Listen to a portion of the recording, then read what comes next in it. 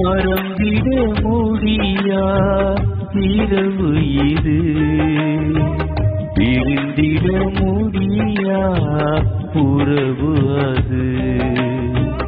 மறந்திட முடியா இரவு இது, பிரிந்திட முடியா உறவு அது. அன்பின் மேன்மையை உலகிற்கு இறைமகன் சொன்ன இரவு இது. அன்பின் மேன்மையை உலகிற்கு இறைமகன் சொன்ன இரவு இது. தாழ்மையில் தலைவா தாழ் பணிவோம், வாழ்வினில் உமையை நான் அணிந்திடுவோம்.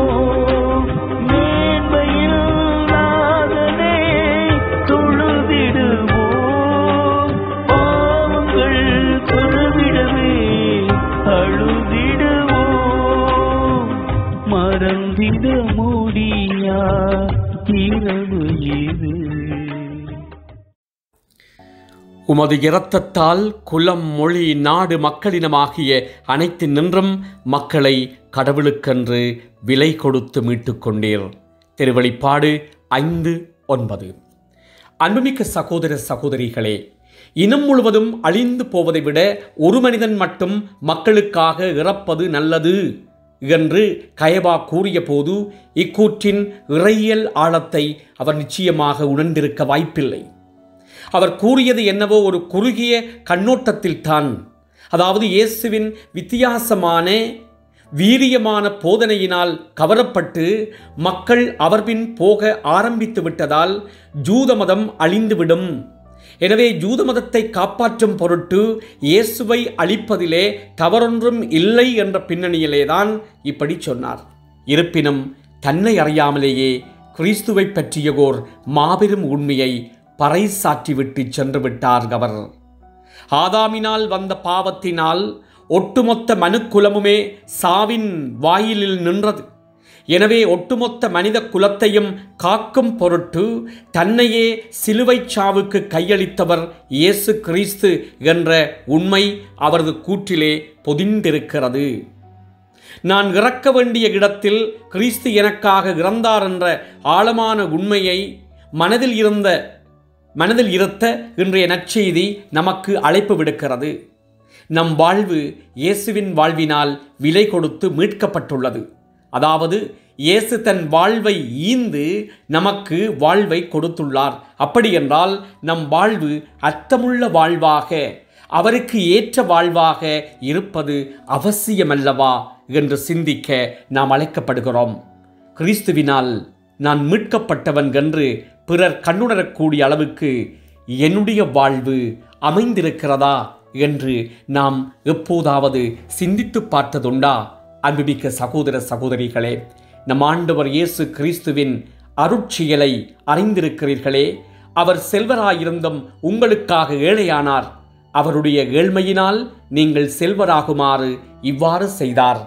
அந்த இயேசுவுக்கு பிரமாணிக்கமாக வாழ, அவருடைய பணியை இந்த உலகத்திலே முன்னெடுக்க நாம் தயாரா என்று சிந்தித்தவர்களாக இன்றைய நாளுக்குள்ளே செல்லுவோம். மன்றாடுவோமாக. அன்பின் பரலோக பிதாவே, இயேசு ஆண்டவரே, தூய ஆவியானவரே, உம்மை போற்றுகிறோம், உம்மை வாழ்த்துகிறோம். ஆண்டவரே, மக்கு ஆராதனைகள் செய்கிறோம். நீங்கள் எங்களுடைய வாழ்க்கையிலே செய்து வருகிற எல்லா விதமான நன்மைகளையும் எண்ணி வியந்து மகிழ்ந்து உளமாற நன்றி சொல்கிறோம். இன்னொரு புதிய நாளை எங்களுக்கு தந்திருக்கிறீரே. இந்த நாள் முழுவதும் உம்முடைய அன்பு பிரசன்னத்தை நாம் அனுபவிக்க செய்தரலாம். ஆண்டவரே, இன்றைய நாளில் நாம் செய்ய இருக்கிற வேலைகளை ஆசீர்வதியும். எமது குடும்ப வாழ்வை ஆசீர்வதியும். குடும்பத்தில் உள்ள ஒவ்வொருவரும் அன்பு கொண்டு வாழ, ஒற்றுமையோடு வாழ எங்களுக்கு ஆசீர்வாதம் தாரும்.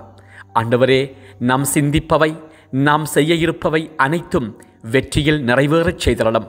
மேலாக நாம் என்றும் உமக்கு பிரமாணிக்கமாக வாழ எங்கள் ஒவ்வொருவரையும் கரம் பற்றி வழிநடத்தும் நல்ல தந்தையே.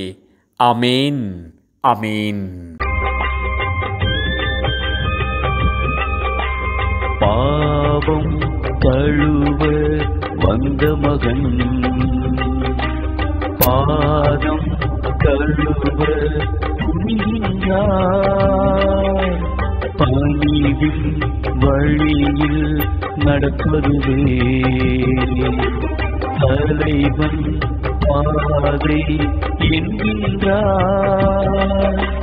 சீடர் பாதம் கழுவினிரே, அவரை அன்பாய் தழுவினிரே. உங்கள் பாதம் கழுவிடவே யாரும் வரவில்லை இறைமகனே.